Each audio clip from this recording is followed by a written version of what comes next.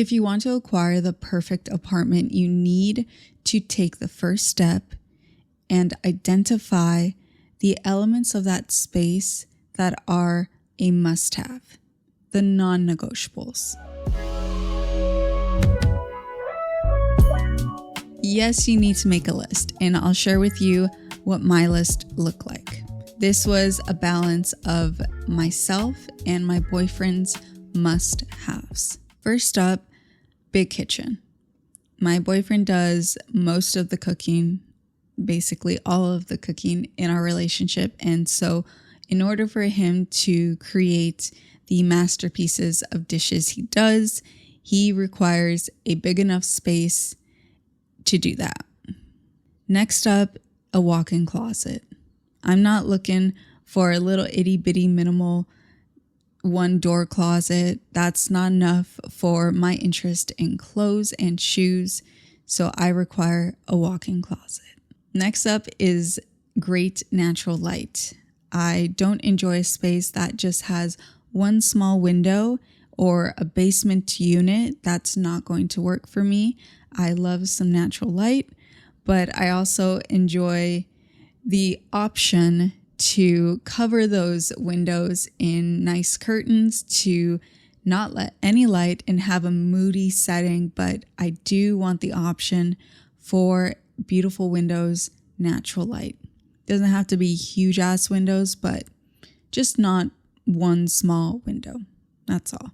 Next up on the list was a very important non-negotiable. And I feel like this is a turning point in my adult years as I'm going to hit 30 this year, where I feel so in control of my life because of this one decision. And that is requiring our next apartment to have in-unit laundry. We've lived in many apartments that had non-in-unit laundry. For instance, we had to go to a laundromat. We had to go downstairs to the basement and use quarters for laundry. And our current setup right now is a washer and dryer on each floor. But it's first come, first serve. And that can be very difficult when everyone is doing laundry at the same time. And it takes hours most of the day to just do laundry. So we're fed up. No more out of unit laundry.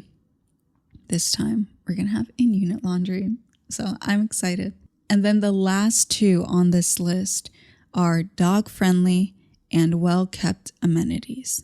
So that could be pool area, the gym. As long as it looks well taken care of, then that's a good sign.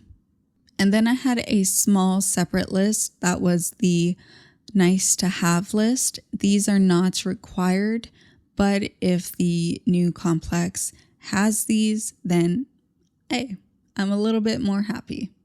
So my list included 1,000 square feet or larger. That would be nice. Our current place, I think, is somewhere around 800 or 900 square feet. It's a 1-bedroom. And I like the size. It's fine for me, my boyfriend, and my dog.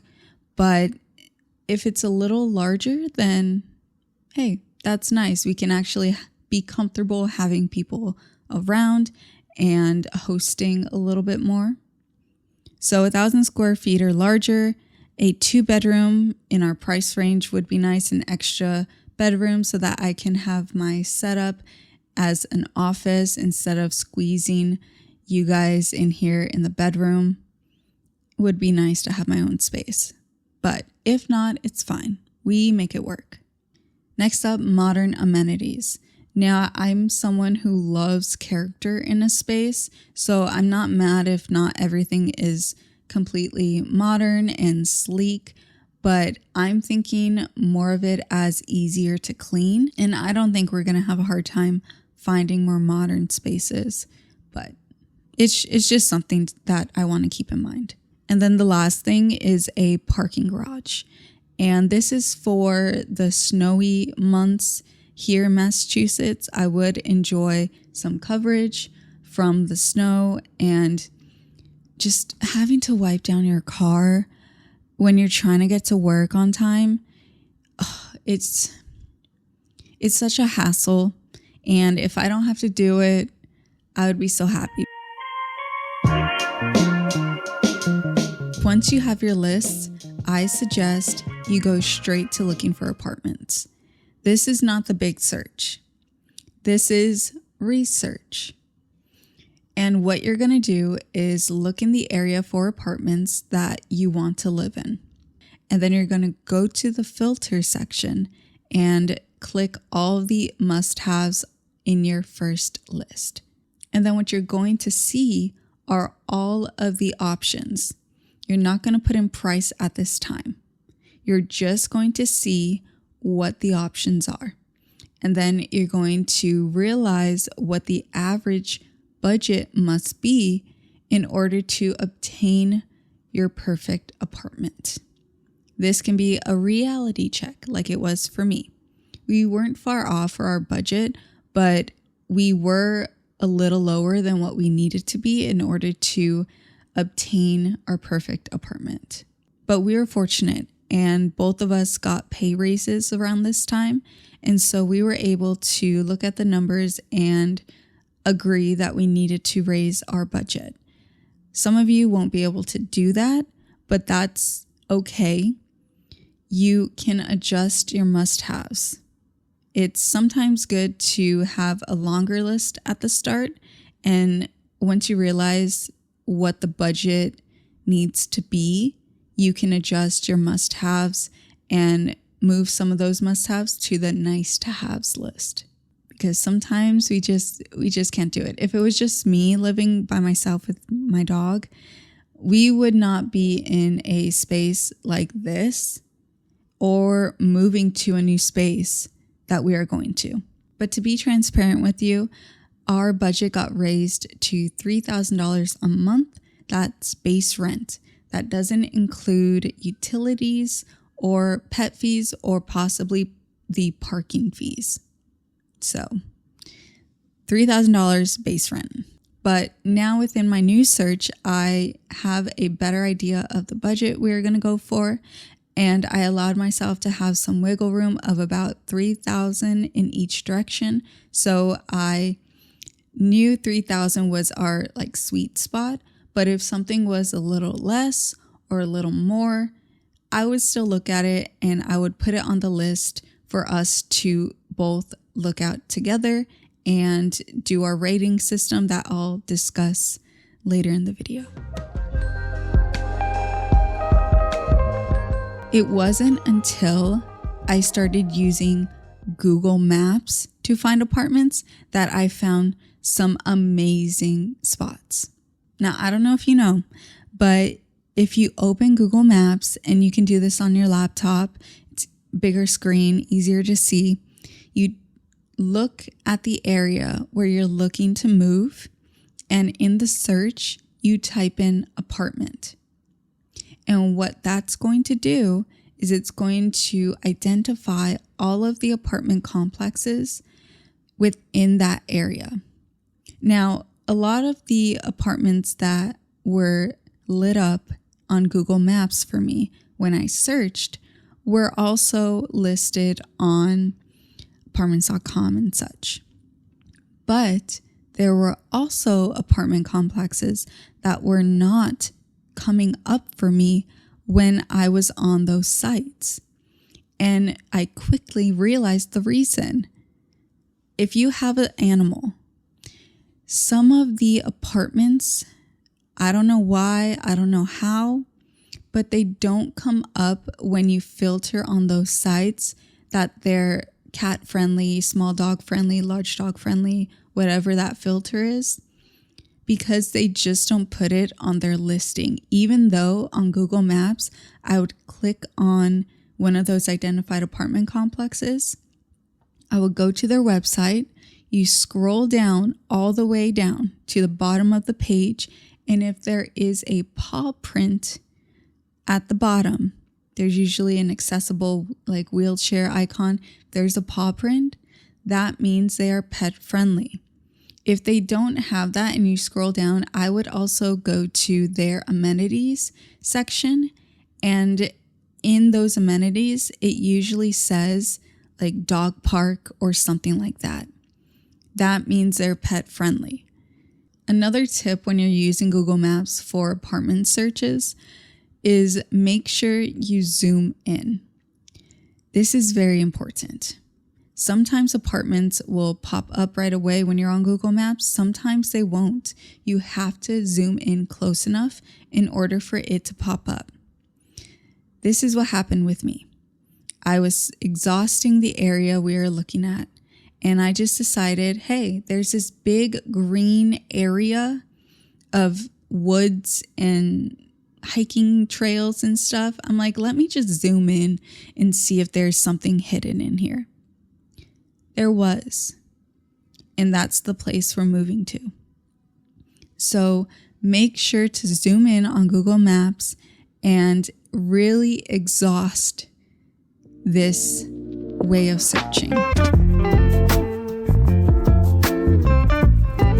So now that I had all the apartments that met our must-haves and was within our budget, I put them into an Excel sheet. I sat down with my boyfriend and we looked at all of these apartments together and ranked them 1 through 10.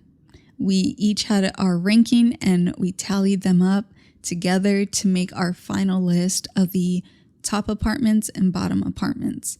The top list were those that we were most excited for, that we both enjoy, and we were most likely going to tour in person.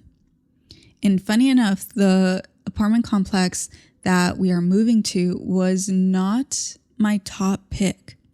I ranked it kind of low, but I only did that because one of the main criteria that I didn't mention was to be close to my boyfriend's work. I don't mind driving the same distance I do now to work or just a little bit longer. I'll complain about it, but it's fine. I don't mind it. My boyfriend wanted to be closer, so I was like, okay, let's be closer. This new apartment was one of the furthest away, and it's not even that far from his work, but it was just further away than the other ones. That's why I ranked it so low. But after we ranked these apartments the first time, we took a break. And I suggest you do, because this allows you to not feel too overwhelmed with making your decision right away. Take a breather and let your mind kind of reset, and then revisit that list and look through them again. But touring in person is something you need to take seriously if you want to find your perfect apartment. Right away, when you email these complexes, you're gonna usually get an AI response. That's fine. It's pretty quick, easy to set up your tour date and time. Very simple. The one complex that sent us many reminders of our tour date and checked in with us was the apartment we are moving to. And this difference was clearly shown within the tours as well.